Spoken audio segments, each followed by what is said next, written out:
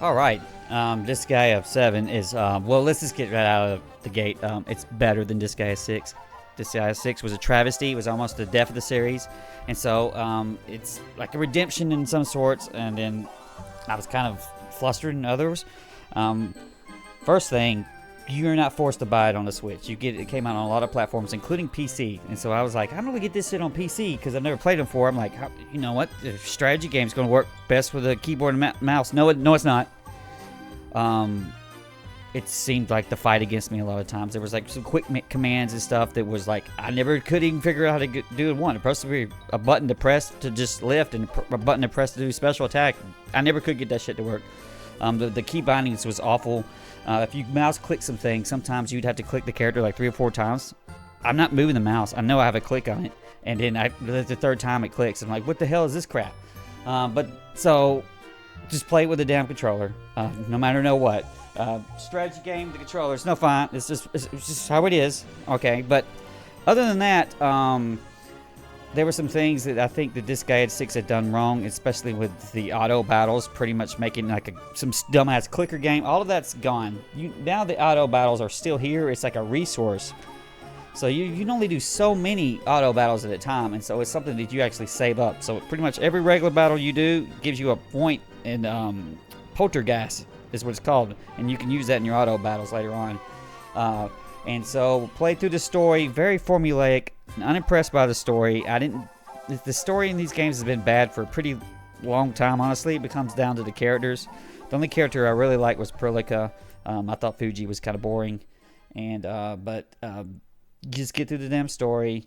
The real key to this game is always going to the item world and then doing the Marshall 5 and then just busting the game and getting like 10 gazillion stats.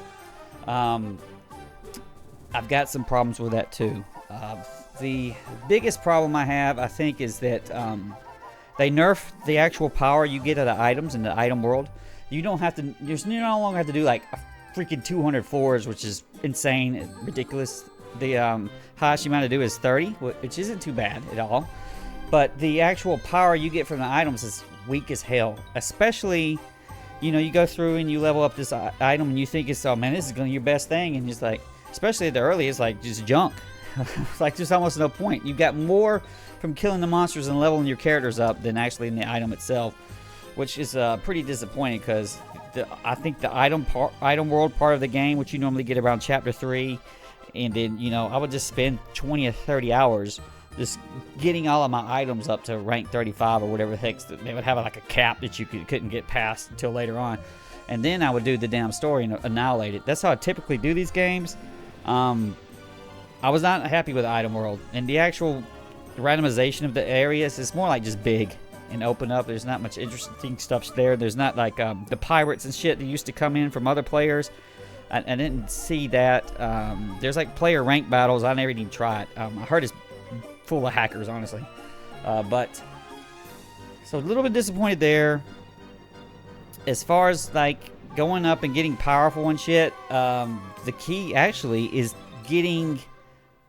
It's like this gacha pull thing you do from the hospital. So you take damage, you get hospital points, and then you can go and you can pull from right here and just pull the damn items out.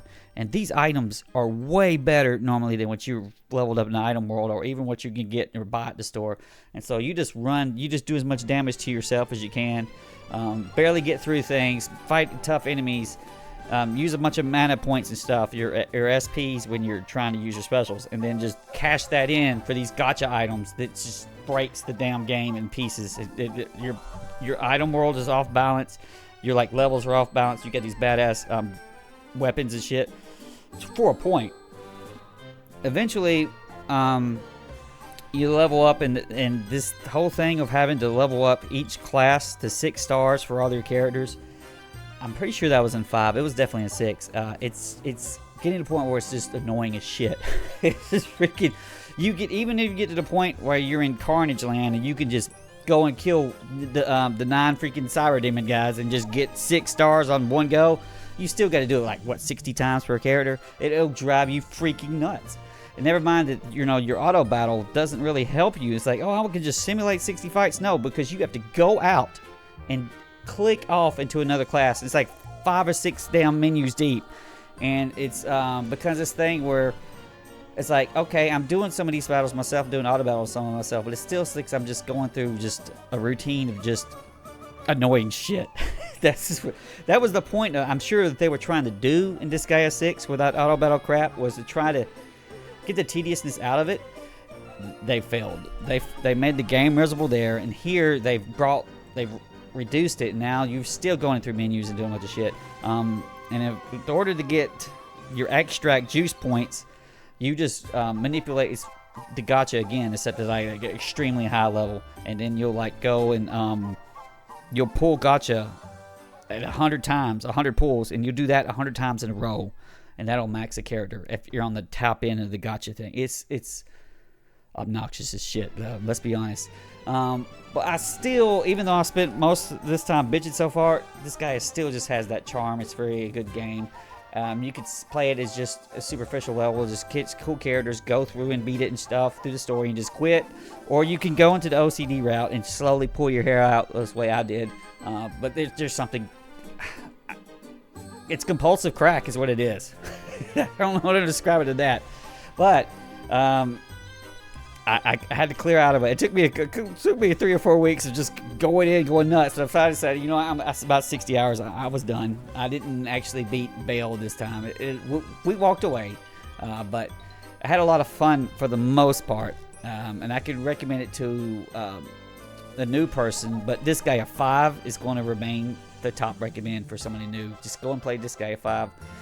I don't know how good the original one is, and that original was my favorite. I don't know how many platforms it is, so I know it's on PC. I don't even know if people on PS5 can get it. I'm not sure.